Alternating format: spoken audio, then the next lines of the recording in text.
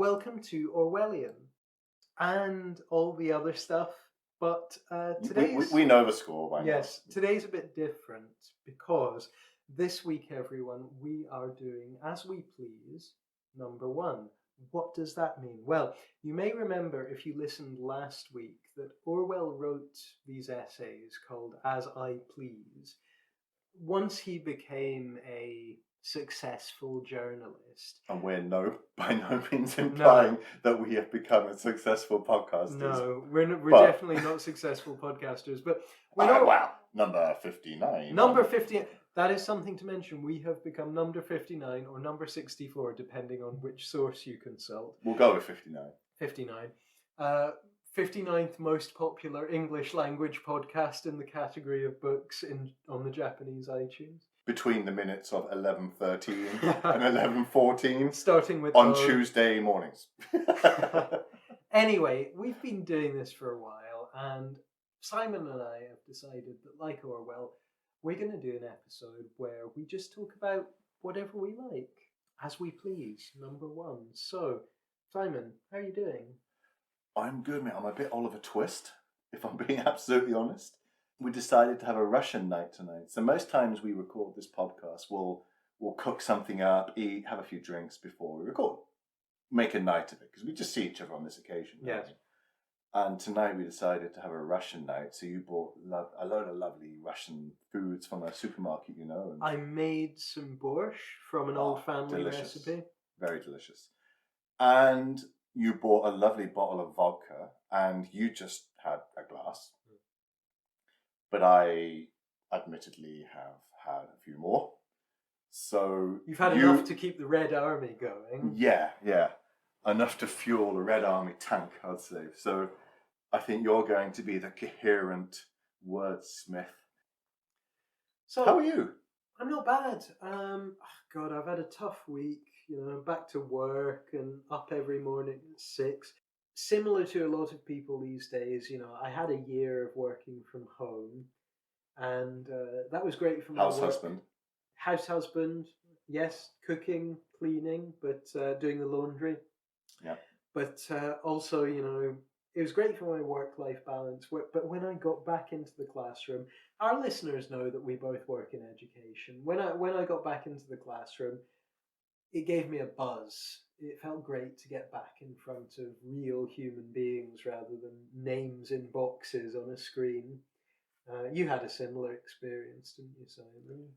I did, yeah. I don't do as much teaching as you, but I do a few seminars.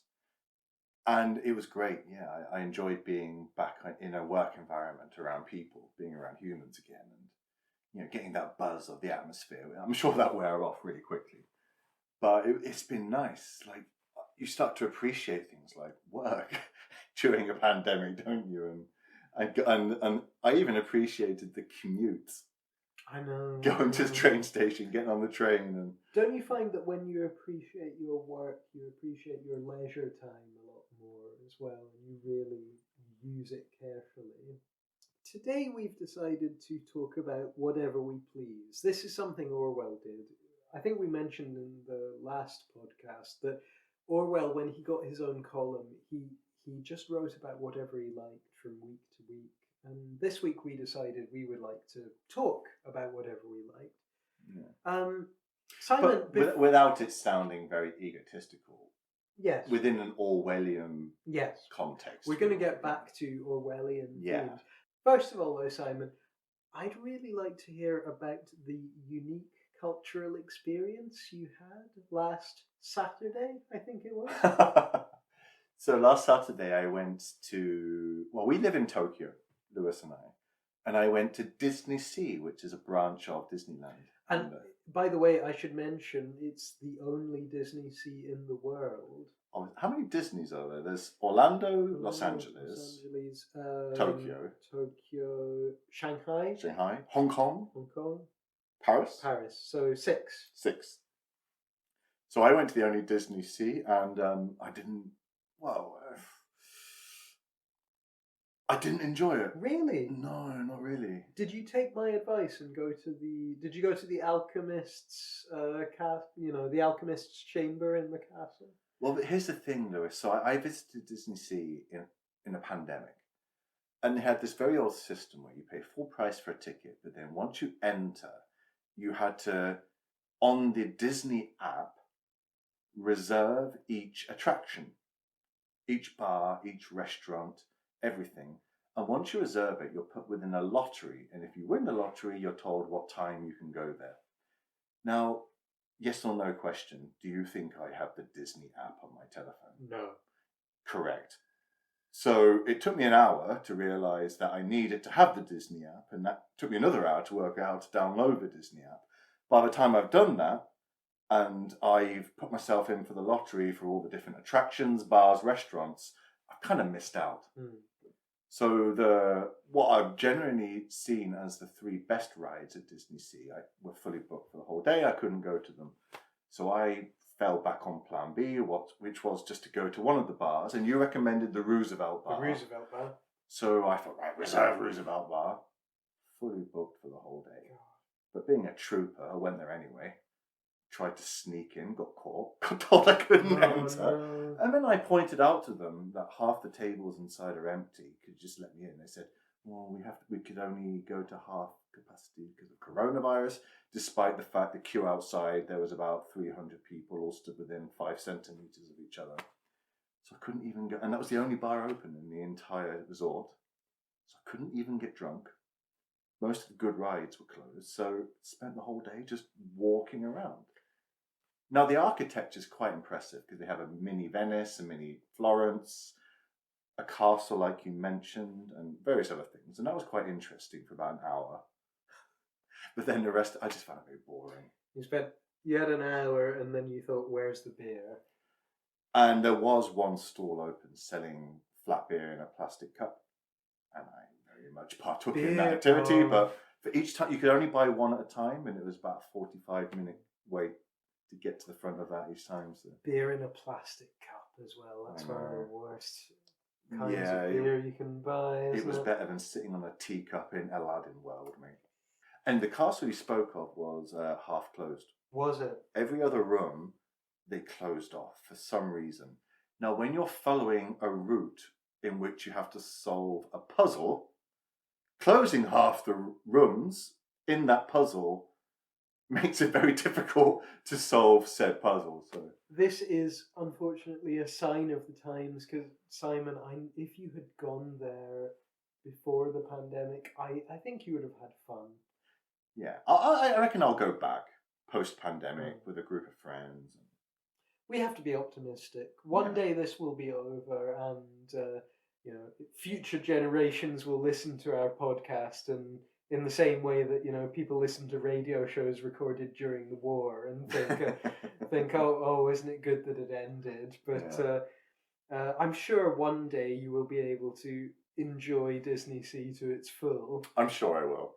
So a question for you, Lewis. Like, we had a Russian dinner tonight. We decided to have a Russian theme, and it stems from you. So tell me about what is the Russian influence upon your life and your experiences and thoughts about Russia.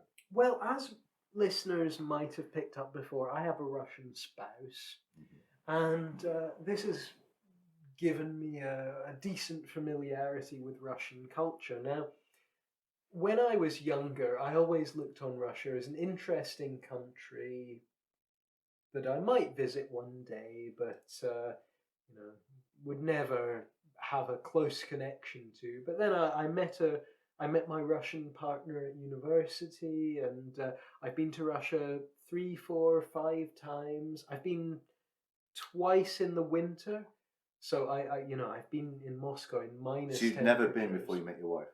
No. Okay. So I've been to Russia, I think, twice in the winter, 3 times in the summer, 3 or 4 times in the summer. Which do you prefer? Oh, I couldn't compare them because they're such different experiences. I can tell you, the last time I was in Moscow in winter, it was the winter of 2016 to 17, and it was colder then than it was when Napoleon invaded Russia. Really? Yes, it was minus 28, 30. When did records begin with temperatures? I think kind of beginning of the 19th century, around then. But So, I mean, because he invaded Russia in what, 1810? 12, I think. 1812? Okay. Certainly, I know that when I went, it was the coldest Russian winter since the 1870s. The last time I was there in winter, and you know, I'm not going to bring politics into this because the world is in a very fraught state at the moment. Bloody Trump! I knew it'd make the Russian winter cold. But Russia is a beautiful country with a wonderful culture, and it's taught me so much about, you know, history and seeing history from the eyes of another culture, learning about their experience of the Second World War and all of that. So yes, I'm very close to Russian culture. Simon, tell us a bit about your experience of vodka. I've had a bad history of vodka. When I went to university, when I played in a rugby team and with the various guys went to watch rugby matches, vodka was very much a part of the culture. So for each try scored, we would have to down a vodka, etc., etc. And by my early 20s, I grew to really despise it to the extent where just the sight of it made me feel nauseous. And I didn't drink it for about 15 years until I went on a very long bicycle trip where I cycled the Silk Road. And by the nature of that, I had to pass through a lot of the ex-USSR, like through Kyrgyzstan, Kazakhstan, Uzbekistan, Turkmenistan, Georgia, Azerbaijan. And throughout traveling through those countries, I was pulled aside by various groups of locals and made to drink vodka. And despised it, but realized it wasn't making me nauseous anymore and just drunk. When this happened, I mean, what kind of food were they giving you? Were they giving you food when you drank? Well, isn't vodka made from potatoes? So that was it. They were giving you potatoes? Yeah, liquid potato. There was no food. Soup? No, nothing. People would call me over and they would toast to my health, toast to their health, toast to my trip, toast to my toenail, toast to the fourth hair on my scalp. I spent a lot of time, particularly in Georgia, cycling completely pissed. I told this story earlier on about how I was just about to tackle this big mountain near Bozhorny, which is famous for its spring water. Yes, I've had a lot of very lovely Bozhorny spring water. Yeah. They still sell it in Russia. Well, cycle a day down the road from Bozhorny and you get into a much more isolated part of Georgia where you have to go up this huge mountain and there's this plateau which has a village up there. My plan was to climb up that plateau on my bike and then camp out in the village. It was a really hard climb, and at the foot of it, this group of men at this makeshift store which was selling water called me over and I got a bottle of water and they insisted,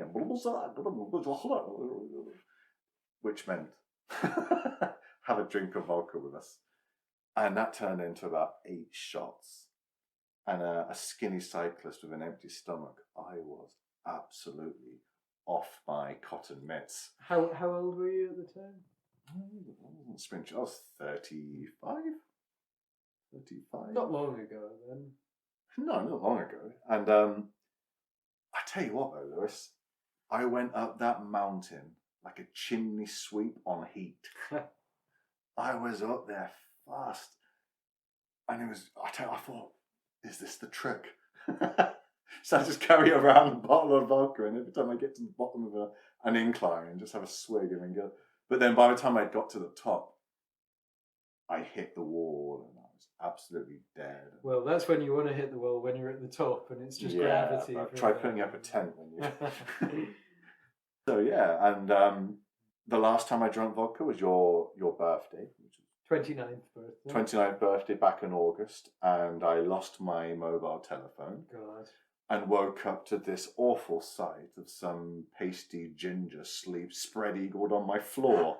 I wonder who that was. Yeah, who was that, Lewis? What do we know of Orwell and alcohol? That's a good point. Orwell and alcohol. We're going to do a podcast Yes. the moon. We're going to get onto the moon underwater. which is about drinking in a pub. Yes. Was he notorious for his drinking? No, I remember don't reading think he anything. was. You know, Simon, I don't want to cast aspersions on Orwell, and I don't want to jump the gun. I'm always saying on this podcast I don't want to jump the gun, but I feel Orwell might have been a bit of a lightweight. I don't think he was an experienced drinker. Well, if you read Down and Out in Paris and London, he has a few pretty good nights with his Russian, speaking about Russian, with his Russian emigre Tell friend. me about it, because I've not read that book. Yeah, he has a few nights, and one of the nights he gets so drunk he wakes up sans possession, without his belongings, which have been taken by. In the book, it said an Italian immigrant, but then later in life he admitted it was some floozy he had met out on the night out, and had seduced him, had her way with him, and then had her way with his possessions. Has that ever happened to you, Lewis? No, I'm afraid I've lived a very dull and white bread life, and that hasn't happened to me. I've lived a very black bread life in comparison. Well, do tell. I've unfortunately never been used and abused by a woman in that way. But, if anyone's listening. Open to offers. Yeah, you can steal from me as much as you want. So what vices did Orwell have? Well, we can certainly say he was a very heavy smoker. One day we're going to get onto his essay Books versus Cigarettes, which I know you'll have a lot to say about, Simon. Does smoking influence the onset of tuberculosis? Can't help, can it? It doesn't cause it, but it certainly. It's not going to make your lungs stronger. Yeah, because for those that don't know, that was the cause of Orwell's death at a very premature age, was tuberculosis. Where did he get tuberculosis? Did he get it through his years of tramping, living rough, or was it exacerbated by the injury he got in the Spanish Civil War? I don't know the answer to that question. I just know that to cure it, he went up to Jura, or to ease the symptoms, he went up to Jura in Scotland. And the consequence of his trip up there was the writing of 1984. So,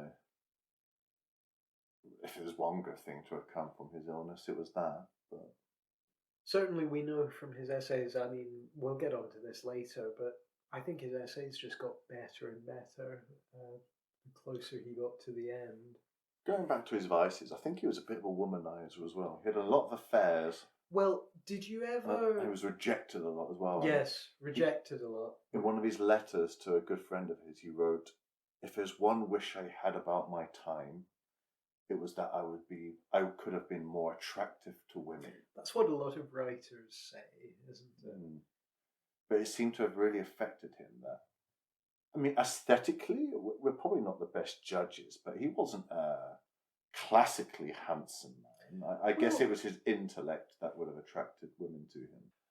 Correct me if I'm wrong. I seem, in my experience, speaking as a ginger man, heterosexual women seem to like dark-haired men a lot. And he was dark-haired. He was very tall. Heterosexual women tend to like dark-haired men. Quasimodo was dark-haired. And he had a Latin name. It didn't work out for him. Did you ever hear about his relationship with Jacinta Buddicombe? Well, Quasimodo? No, Orwell. I knew it. The guy we're doing a Philanderer. podcast about. Oh, him. I didn't know. So, when he was a child in Devon or Dorset, he was friends with... Suffolk? No, it was the West Country. He was friends with these 3 children who lived on, I don't know, the estate next to his. And okay, you probably won't get this from the edit, but we had to pause then because Lewis took out his handkerchief, which brushed past his pocket watch on his way to blowing his nose, which is something I haven't seen from my previous life in 1812.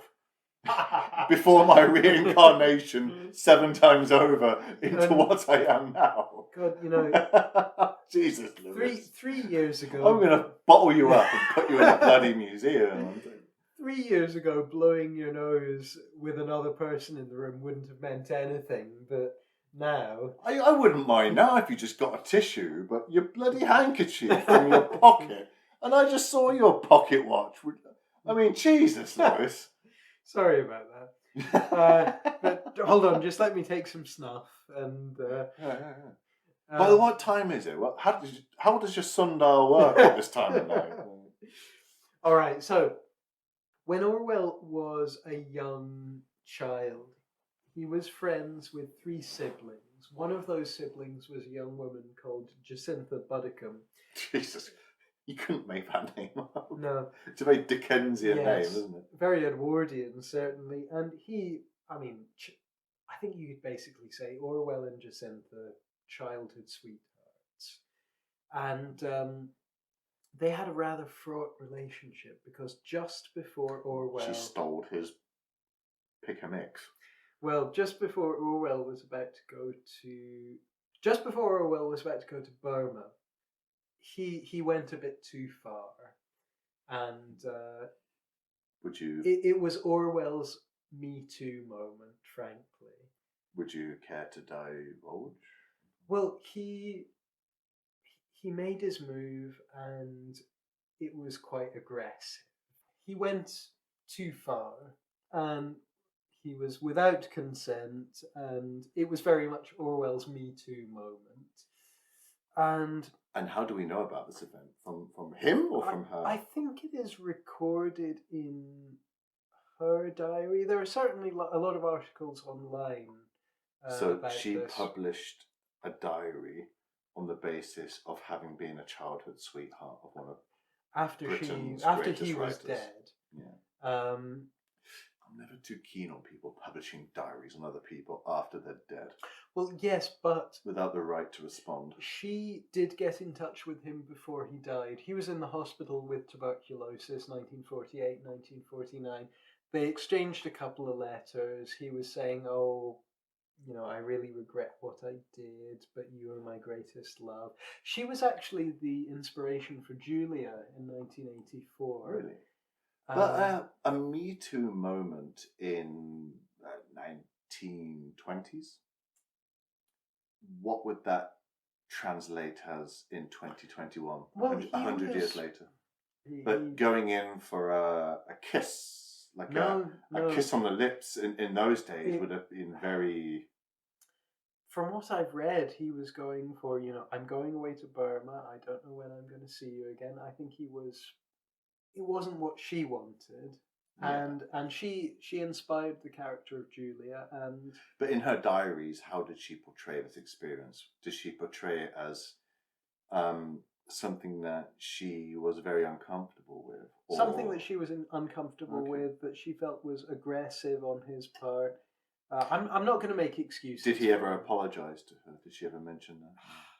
Or did he even understand the consequences of his actions? I think he understood the consequences of his actions. He knew that he'd overstepped the mark, but I do think it was very much when he wrote letters to her a year, 2 years before he was dying, it was very much, he was still kind of blaming her and saying, you were very cruel to me, and why didn't you write to me when I was in Burma? And a lot of people know about that. It's a big thing in Orwell's biography.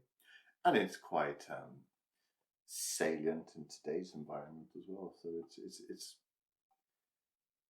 the thing is, today people are quite rightly called out for their aggressive sexual actions. But I do wonder how many figures from history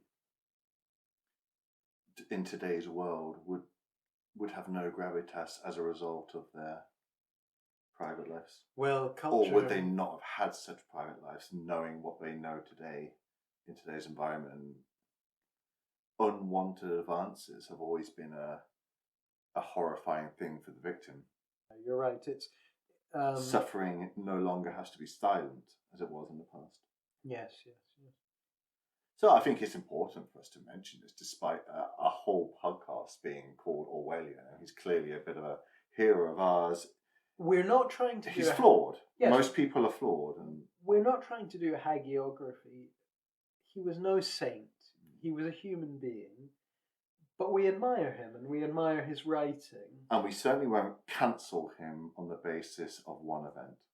This is something that I've become very concerned about in the past couple of years, is no matter how problematic the writer, particularly writers, no matter how problematic they are, we always need to look for something we can take from them, something that speaks to the wider human condition. That's how I feel. Yeah, I agree. And people who expose themselves to portraying the human condition are often going to go into areas which not everybody's going to find appropriate nor attractive. And we're walking this fine line then, aren't we, between, is somebody saying something which is contrarian to what society now believes to be acceptable, or are they just exploring a paradigm of human nature that we shouldn't ignore? Does that make sense? Yes, makes sense. Yeah. Mm-hmm. Simon, I think we need to go back to basics. Sorry to be a bit John Major. How did you discover Orwell? I don't want to dilute this conversation. I can't remember exactly. I seem to remember at school he came up, but I definitely didn't take an interest. My enlightenment with regards to literature came after school. I remember just cruising through my school years and literature classes, finding it very, very boring. We read Of Mice and Men for my Steinbeck. One of my dad's favourite writers. Well, it's funny you say that, because I read it for my GCSEs, which for non-British people was around 15, 16. And I thought, oh God, how boring is this? Read it again at 35. One of the greatest pieces of literature ever written. Which goes to show, doesn't it, how things change. Well, that reminds me very much of how, I was speaking to my dad, who's now in his late 60s, a few weeks ago, and he was saying, God, I look back at Steinbeck and I think that's some of the greatest literature I've ever read. Mm-hmm. He was a great writer, and through him I learned a lot about that period of American history, like the Dust Bowl and the Great Migration West. But it was a similar thing with Orwell. I'm pretty sure we covered Animal Farm at school, and I just found it, I didn't get it. I found it boring, but I went through the motions. But later, I really started to get into literature post-university. So let's say from 22 to 26 was my great enlightenment when it comes to literature. And my exposure to Orwell was down and out in Paris and London, and swiftly followed by... At the age of? It would have been 23, I guess. So towards the end of university then? No, I'd finished university and I was working at the Victorian Albert Museum in London, living in Wimbledon. And I read it and it had a profound impact on me. And I immediately put the book down upon completing it and went to Waterstones, other bookshops are available, and bought Road to Wigan Pier. Read that, and I was astounded by that book as well. Fantastic. And then bought Homage to Catalonia, which sparked an intense interest in Spain and Spanish history, which I followed up for other books. And a year or two later, I went to live in Spain. So would you say, in a way, that Orwell led you to Spain? 101%. Orwell led me to Spain. Although, funnily enough, I ended up living in Madrid, not Barcelona. The first place I visited in Spain was Barcelona, but upon getting there, didn't like it.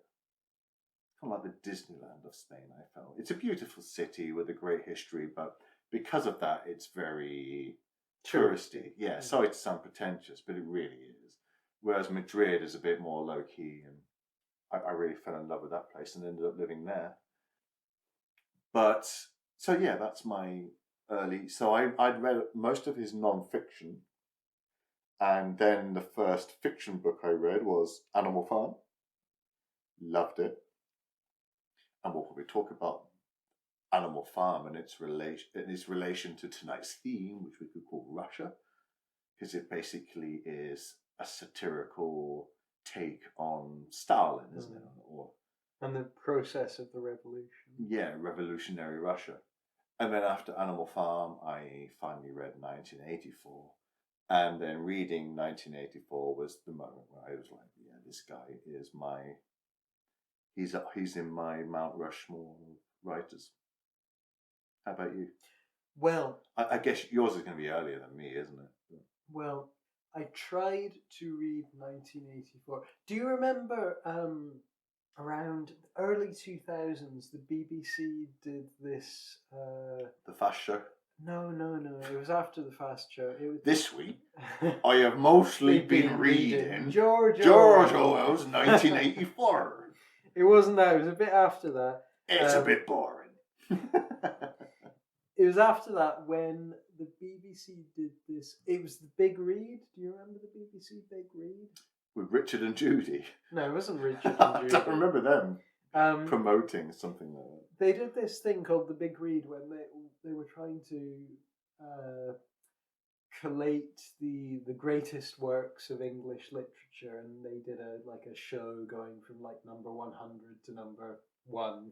Who decided that? It was based on sort of like polling of the public, or I don't trust public polling. Well, we know what happened with BBC and public polling, don't we, in that time? But they were doing that, and I remember they mentioned 1984, and as a 13, 14-year-old boy, I tried to read 1984.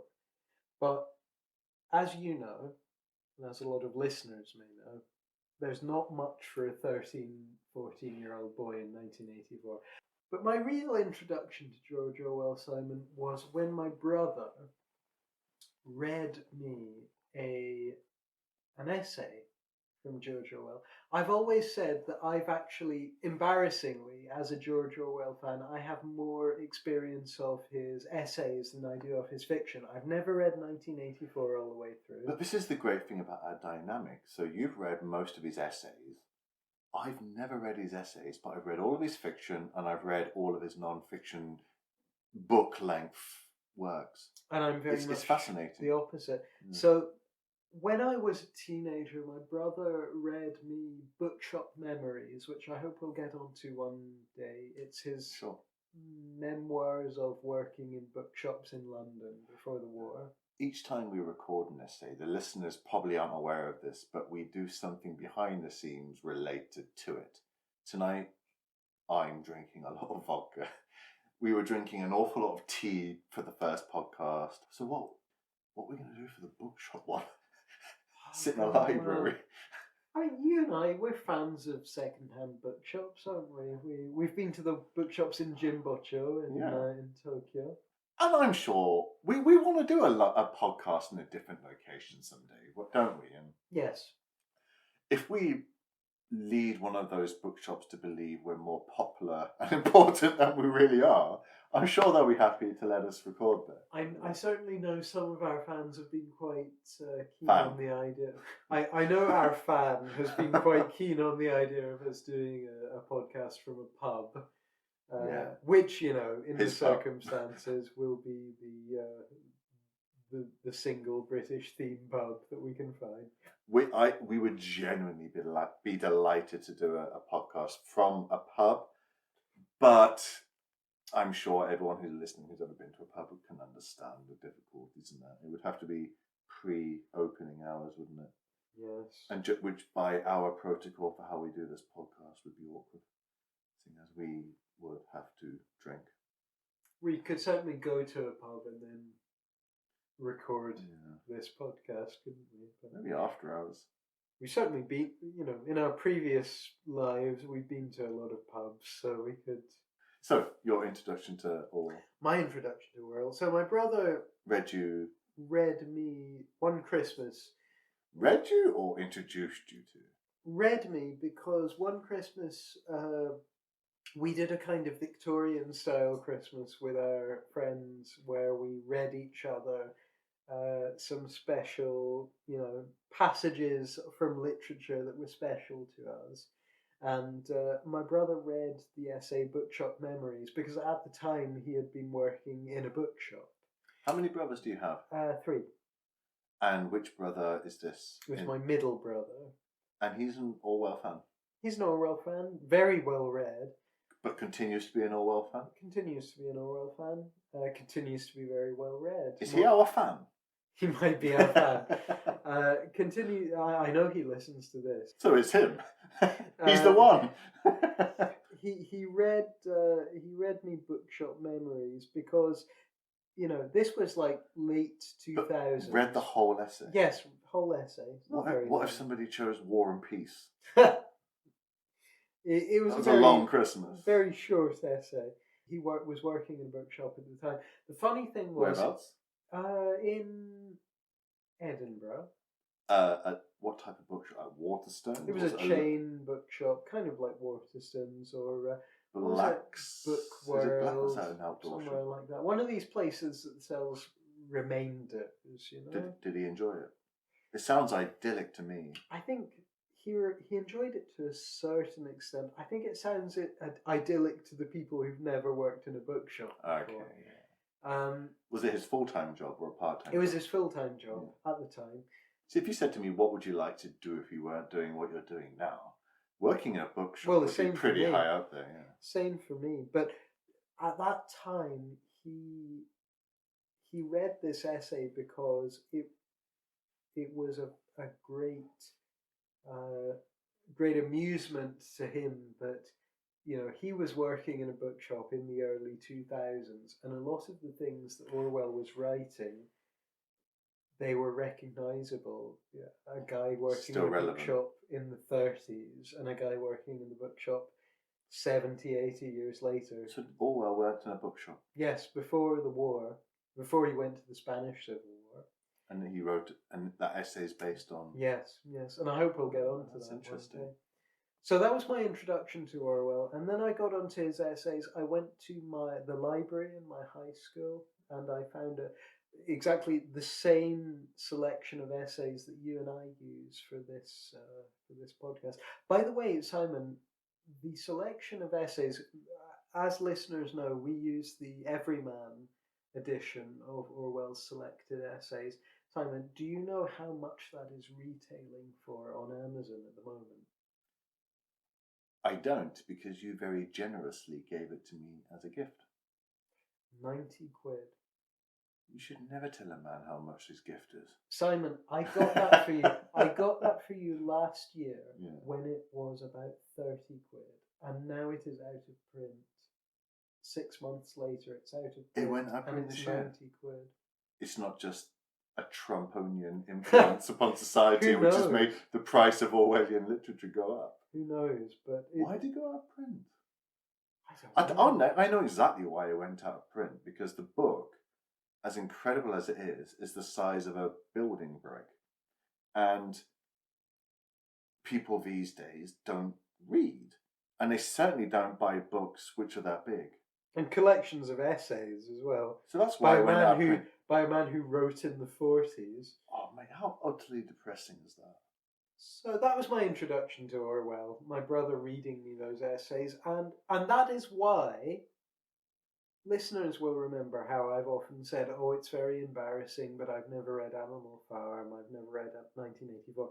I'm much more familiar with George Orwell's essays than I am with his fiction or his longer works of non-fiction like Down and Out in Paris and London or Homage to Catalonia. That's my connection to George Orwell.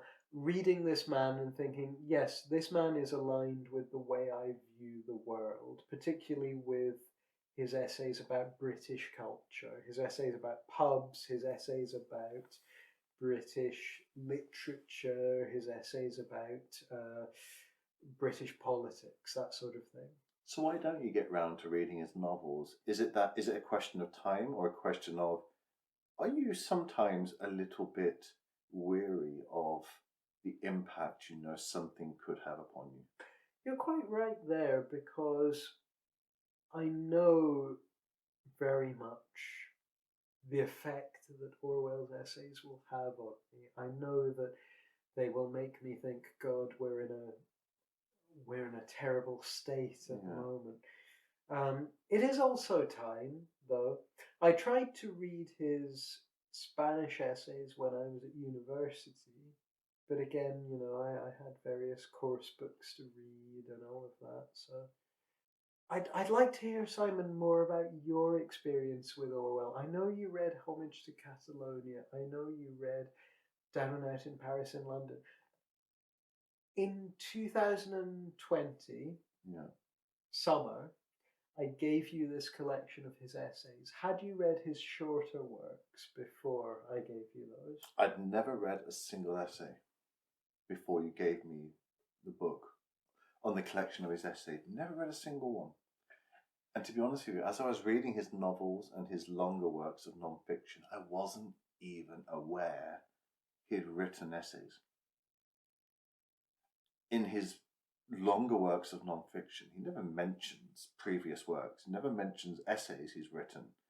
But as you and I have been going through these essays, it's fascinating for me how they are all precursors to his longer works. And when you read his longer works, when you get round to it, you'll realise this is basically just an extended version of something I've read before, one of his essays, and it's fascinating. But when it comes to the impact of Orwell, I am, for better want of a term, pretty much a socialist with my political views. And I don't want that to influence people's opinions whilst listening to this podcast, because we make a big point of trying to look at things from both sides. In an Orwellian way. In an Orwellian way, and we sometimes play devil's advocate. And I hope people are able to pick up on those nuances and how we debate these issues. But to my core, I'm a socialist. And as I was discovering the meaning of what it means to be a socialist, or let's just say, for a wider audience, on the left of the political spectrum, it was at the time I was reading the said non-fictional works of George Orwell. And he has had a profound influence, like no other, upon my political leaning. Well, if I may say so, you are very much a public school boy. Like Orwell, you're a public school boy who is a socialist and who has decided to become a socialist. Well, I'm a bit different to Orwell in that. Yes, Orwell I went was to a upper public middle school. class. Yeah. You were not. Yeah, like I was brought up working class. So my parents were both born very working class, and through their respective jobs managed to work their way up to still working class, but comfortable, more comfortable than they had been as children. And I went to a public school because my dad was in the military. And when I was 10 years old or 9 years old, we were posted to live in Hong Kong. And my dad's job there was helping prepare Hong Kong for the changeover in 1997 to China.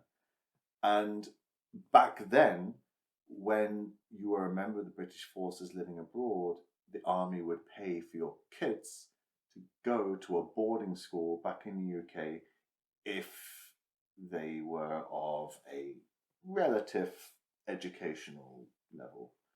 So at the time, I was, without meaning to be boastful, within my age range, relatively achieving academically at the age of 10. So it was suggested that I would be sent to boarding school back in England, where they thought I could do a lot better. And I met a couple of kids who were at boarding school, and they'd come back to Hong Kong for the summer holiday. And they kept on telling me all these stories about how they went go-karting and rafting and stuff. And it just stuck in my head. So I went back to my mum and dad and said, I want to go to boarding school. And they were like, are you sure? So, yeah. So it was never your parents' dream that they would, my child will do better than me, my child will go to public school. I'm sure it was their intention that my child will do better than me, but you'll have to ask them. They've never said to me they ever. I think it was a bit of a surprise to them. And then I think my dad went back to work and looked into the avenues available, and then him and I went back to England, and we went to I can't remember, maybe 3 different schools. And I was blissfully unaware of what was going on. 3 different public schools. Yeah. And I ended up going to the one which was 8 miles away from where I've been growing up in Lincolnshire, in Stamford, Lincolnshire. And yeah, so from the age of 11 until 18, I went to a public school. So Eric Blair, or as we now know him, George Orwell, came from an affluent family. And he went to Eton, which is kind of the first division of public schools. And I would say mine was more 3rd division of public schools. But I must add in here that he only had his advantages because his father was part of the British Imperial Administration. So quite similar then, quite similar.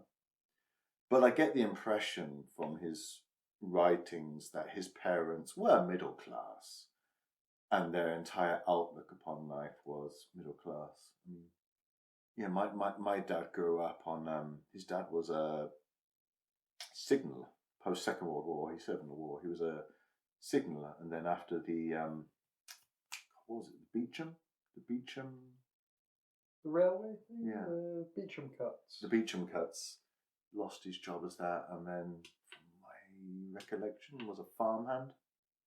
And I've heard a lot of stories about my dad growing up about how times were tough, and I've never experienced that. But how about you? Like, I've always got the impression you're very middle class. So how come you never went to a private school? I would always say, well, Scotland for a start, and it was probably free. I would always say I've been very solidly lower middle class. The joke in my family is that my mother had a colonial childhood and my father had a middle class childhood. Mum's father, God, both my parents listen to this and they're going to be bloody angry when they hear all this. But so well, they can write in and correct all the details. They know the email address. Or they could even send in a voice message correcting the date, and we'll be happy to edit it into the next episode. Mum's grandparents were proper Scottish working class, like miners. See, your mum's Scottish and your father's from Surrey. Mum's Scottish, dad's from Surrey, and then further back, my ancestors are from my English Northern ancestors. India. My English ancestors are from the West Country. And so Mum's family, very much Scottish, lowland, middle class miners, basically. Good old Picts. Sort of. And East Coast and miners and is it true what they say about the Scottish lowlands, that it has no relevance upon the history of the planet? Well, depends how important you think Protestantism is, I suppose. No, I'm only kidding. Do you know Jim Telfer? Jim Telfer, who's he? He's a Scottish rugby union ex-player and very famous Scottish rugby ex-coach, and he was a really famous coach of the British and Irish Lions in rugby union, and he's from the lowlands of Scotland, and he said, for those who say we're not real Scots, I tell you, we're the ones that have borne the brunt of countless invasions from those bloody English over the years. Well, true, we're more Scots than anybody. When the English come up, where do they come to first? They come to the borders, then they come to the lowlands. It takes them a long time to get to the Highlands. So yeah. So my mother's family were very much lowlanders and sort of Fife area. Dad was from Surrey. His ancestors were from Say. the West Country. The fact is, I am very British in my makeup. Scotland, England. So your surname's Hurst. Hurst. So what's the origin of the name Hurst? Hurst means a wooded hill. In Saxon? In Saxon. In Saxon. My mother's family are Hay, which is a Norman name. So what would the Hursts have done then? It would have been lumberjacks on the hill, or had a farm on the hill, I suppose. It would have been a farm, or just and if you consider built a fort. The name Hurst implies there are so many places in the southeast of England ending in Hurst, like Brocklehurst or Elmhurst or places like that. We are people who stayed put in the wooded hill. And I think that really describes me very well. How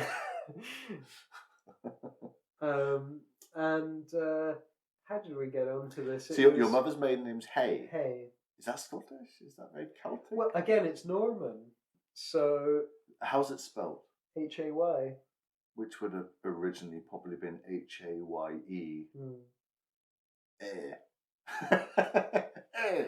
Hey, you. Hey, you laddie.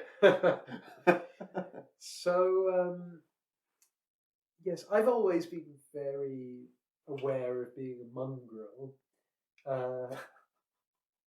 Is that a wrong thing to say? I don't. A mongrel is kind of like a derogatory term for a dog, isn't it? Just because your dad's English, I don't think you're a mongrel. A mixture. Do you remember? You know the English comedian Eddie Izzard? Yeah. He did that series called Mongrel Nation. I don't know that one. I just know he did 24 marathons in 24 days. How bloody good is that? And campaigned against Scottish independence. Did he? Is he Scottish or English? English. So what did it have to do with him? Well, nothing. Which is the point. I love how Scottish J.K. Rowling is. Wasn't she like... She's as English as you can get, isn't she? But lived in Edinburgh when she was writing Harry Potter. Yeah, but me, I wrote my dissertation in Tokyo. But I tell you what, I did a master's degree at the University of Exeter, which is the alma mater of J.K. Rowling.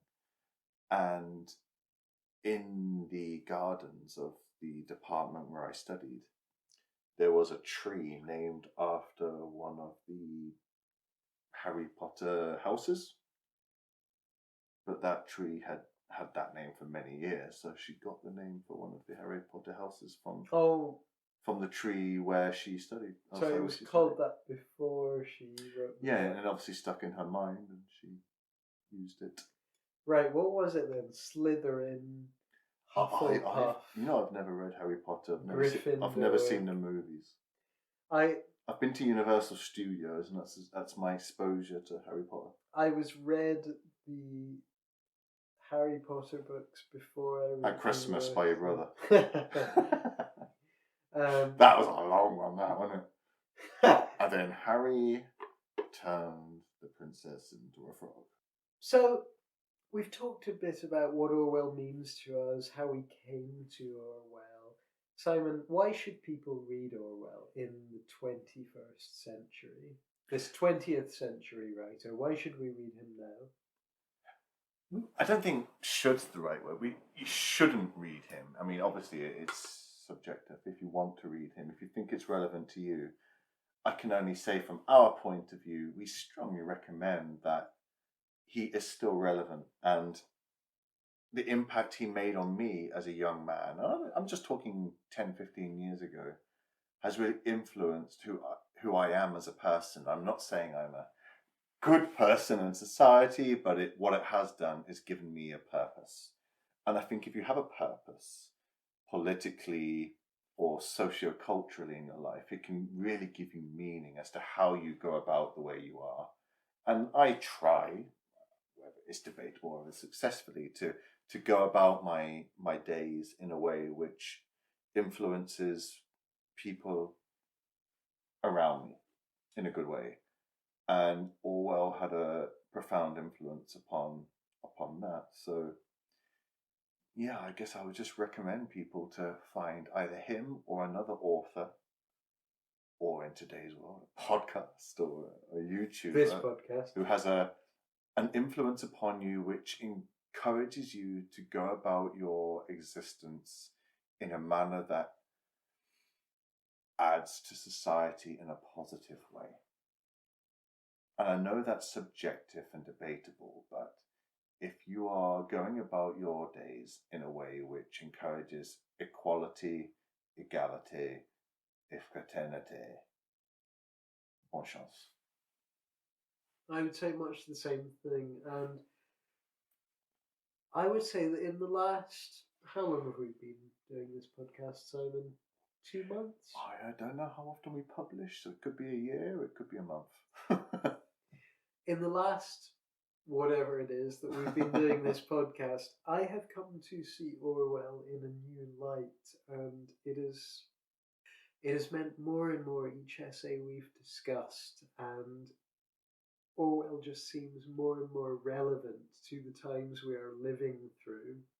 One of the reasons I wanted to start this podcast was because the word Orwellian has come to mean something very negative. It's come to mean the taking away of freedom from the people by the government. But I think Orwellian means so much more. It means the enjoyment of what we said before when we were talking about the life cycle of the toad, the enjoyment of the process of life. It means recognizing the necessity of clear, independent thought, independent of ideology, independent of the dogma of certain political blocks. I think that's a very good point.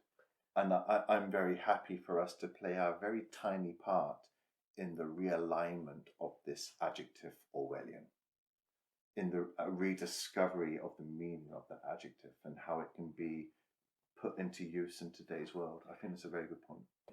Unless you are the mother. The mother. So one of my hopes for this podcast is that we have redefined, as Simon said, redefined the word Orwellian to mean... Well, we're trying to contribute to the redefinition of the word. I don't think we are the word on redefinition of an adjective. That it becomes a positive thing. Orwellian... Oxford Dictionary hasn't been in touch. The Orwellian, instead of meaning the subversion of personal freedom, Orwellian means the retention of personal freedom. Instead of the homogenization of culture for official purposes, Orwellian means the independence of human thought. Humanity. That is what Orwellian means. So I think next week is going to be another As We Please, like the second part, very much a continuation from today. And we'll be discussing Orwell from a cultural perspective, very loosely, but in this series we're doing of As We Please, I think the aim is to try to relate to a wider audience because the thing about the essays is some people might be interested in one and not necessarily so interested in another, but in doing more of this As We Please series, we hope to reach out to people that have got in touch with us who want us to discuss various themes. And by no means are we claiming to be the oracle.